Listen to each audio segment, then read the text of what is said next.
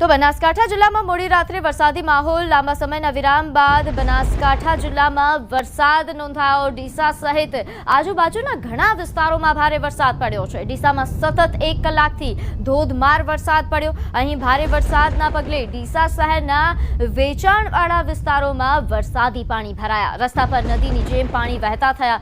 ભારે વરસાદના પગલે ખેડૂતોને મગફળીના પાકમાં નુકસાન વેઠવાનો વારો આવશે।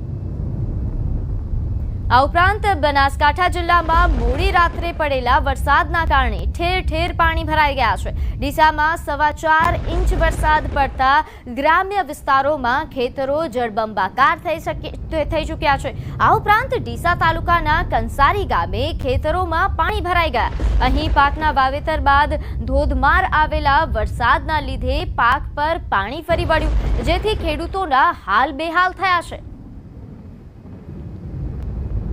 બનાસકાંઠા જિલ્લામાં જે વહેલી સવારથી જે વરસાદ વરસી રહ્યો છે તેને લઈને જિલ્લાના હાલ બેહાલ બન્યા છે। અત્યારે મેં ડીસા તાલુકાના કંસારી પાસેના ગ્રામીણ વિસ્તારમાં છીએ કે જે આપ દ્રશ્યોમાં જોઈ શકો છો કે ખેતરો જે છે તે અત્યારે જળબંબાકાર જોવા મળી રહ્યા છે। જ્યાં નજર કરીએ ત્યાં પાણી જ પાણી જોવા મળી રહ્યું છે। મહામૂલા પાકનું જે વાવેતર ખેડૂતો દ્વારા કરવામાં આવ્યું હતું તે અત્યારે પાણીમાં ગરકાવ જોવા મળી રહ્યું છે। થોડા દિવસ પહેલાં જે વરસાદ આવ્યો હતો તે વખતે પણ ખેડૂતોના હાલ બેહાલ બન્યા હતા અને આજે જે ડીસામાં 4 ઇંચ જે વરસાદ પડ્યો છે અને હજુ પણ વરસાદ વરસી રહ્યો છે તેને લઈને ખેડૂતોની હાલત અત્યારે દયનીય બની છે અને આ સમગ્ર ખેતર જળબંબાકાર થતાં અત્યારે ખેડૂતો જે છે તે પરિવાર મુશ્કેલીમાં મુકાયો છે। મહત્વની વાત તો એ છે કે વહેલી સવારથી જે વરસાદ વરસી રહ્યો છે, પાલનપુરમાં જે વહેલી સવાર 5 ઇંચ જેટલો વરસાદ વરસ્યો છે, દાંતીવાડામાં 6 ઇંચ જેટલો, તેમજ ડીસાની અંદર જે 4 ઇંચ જેટલો વરસાદ વરસ્યો છે તેની સીધી જ અસર બનાસકાંઠા જિલ્લાના જનજીવન પર પડી રહી છે। કિશોર તુવર, ન્યૂઝ 18 ગુજરાતી, બનાસકાંઠા। તો બનાસકાંઠામાં લાંબા સમયના વિરામ બાદ દાંતીવાડા પંથકમાં મેઘરાજાની ધડબડાટી જોવા મળી। તો દાંતીવાડા અને પાંથાવાડા પંથકમાં ભારે વરસાદ નોંધાયો। દાંતીવાડા પંથકમાં મોડી રાત્રે મુશળધાર વરસાદથી ઠેર ઠેર પાણી ભરાયા।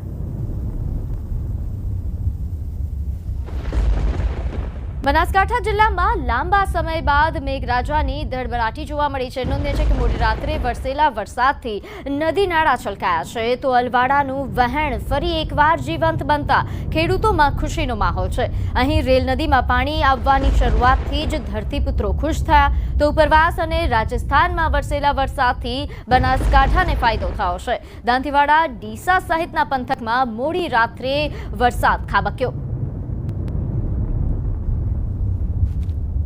ત્યારે હાલ બનાસકાંઠામાં મેઘરાજા ફરી એકવાર ધડબડાટી બોલાવી રહ્યા છે। ત્યારે બનાસકાંઠામાં હાલ કેવા પ્રકારની પરિસ્થિતિ છે તેને લઈને વિગતવાર માહિતી સાથે આપણી સાથે સંવાદદાતા લાઈવ જોડાઈ ગયા છે। કિશોર, હાલ બનાસકાંઠામાં ઓવરઓલ કેવા પ્રકારની પરિસ્થિતિ છે? ક્યાં પાણી ભરાઈ જવાની સમસ્યાઓ સર્જાઈ?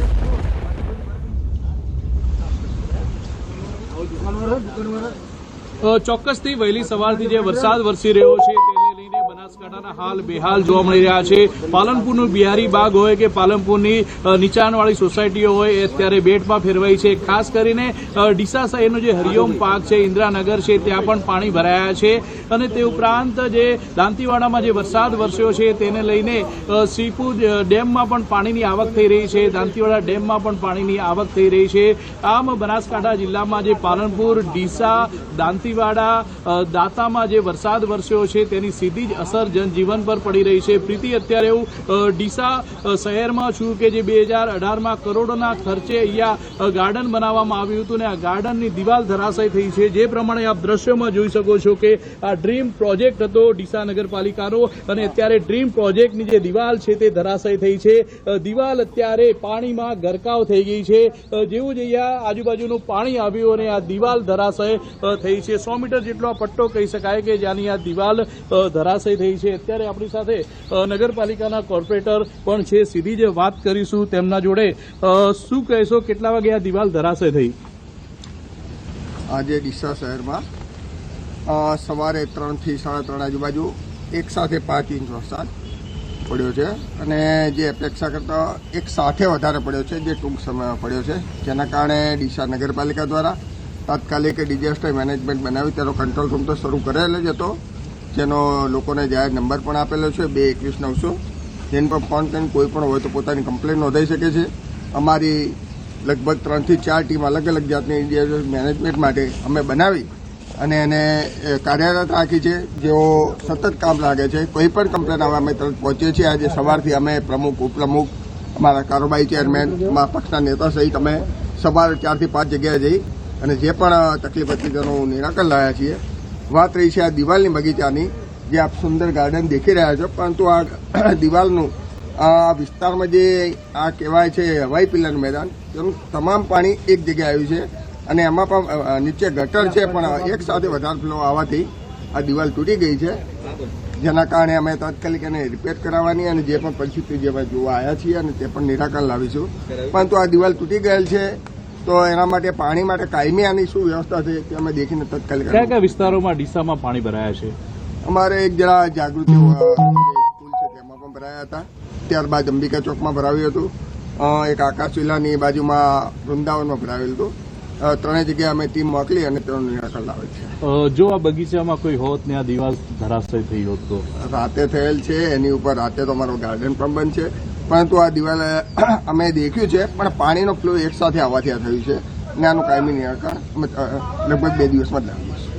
પ્રીતિ, આ ડીસા નગરપાલિકાના કોર્પોરેટર ભાજપના ચેતનભાઈ હતા. તેમનું કહેવું છે કે પાણીનો જે પ્રવાહ એક સાથે આવતા દિવાલ ધરાશય થઈ છે, પરંતુ કરોડો રૂપિયાના ખર્ચે આ ડ્રીમ પ્રોજેક્ટ હતો.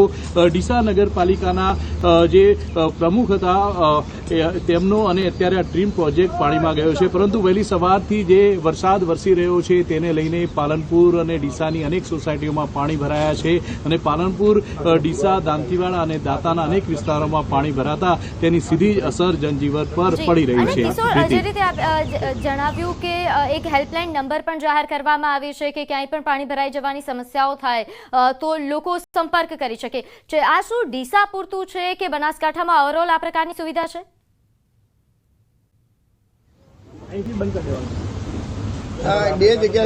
બનાસકાંઠા જિલ્લાની અંદર એક જિલ્લા કક્ષાનો જે હેલ્પલાઇન નંબર શરૂ કરવામાં આવ્યો છે, તે ઉપરાંત તાલુકા કક્ષાએ જ્યાં મામલતદાર કચેરી આવી છે ત્યાંના પણ હેલ્પલાઇન નંબર લોકોને આપવામાં આવ્યા છે કે કોઈ પણ જગ્યાએ જો પાણી ભરાય તો તાત્કાલિક ત્યાં જાણ કરી શકાય, પાણીનો નિકાલ કરી શકાય. તે પ્રકારની જે વ્યવસ્થા છે તે સમગ્ર ચોમાસા દરમિયાન રહેતી હોય છે અને હેલ્પલાઇન નંબર જે છે તે 02742 25 કરીને અત્યારે એક હેલ્પલાઇન નંબર પણ એક્ટિવ કરી દેવામાં આવ્યો છે વહીવટીતંત્ર દ્વારા અને લોકો હેલ્પલાઇન નંબર પર ફોન પણ કરી રહ્યા છે. પરંતુ ફરી એકવાર આપને દ્રશ્યો બતાવીશ કે આ જે દિવાલના કે જે દિવાલ આ ધરાશય થઈ છે, આ દિવાલ ધરાશય રાત્રિ દરમિયાન થઈ હતી, પરંતુ જો દિવસ દરમિયાન આ દિવાલ ધરાશય થઈ હોત તો મોટી જાનહાનિ થઈ હોત. પરંતુ રાત્રિના 3 થી 4 વાગ્યાના આસપાસ આ દિવાલ ધરાશય થઈ, તેના લીધે મોટી જાનહાનિ અત્યારે ટળી છે અને મોટી આ જાનહાનિ ટળતા નગરપાલિકાના જે કોર્પોરેટરો અને અધિકારીઓ છે તેમને પણ રાહતનો શ્વાસ લીધો છે.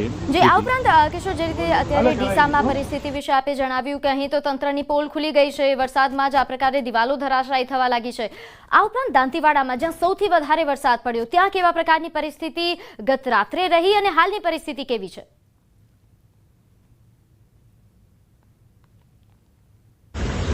ચોક્કસથી દાંતીવાડા તેમજ પાંથાળા પંથકમાં જે વરસાદ વરસ્યો છે તેને લઈને પાંથાળા પંથકના અનેક જે રસ્તાઓ છે તે રસ્તાઓ ધોયા છે, અનેક વિસ્તારોમાં પાણી પણ ભરાયા છે.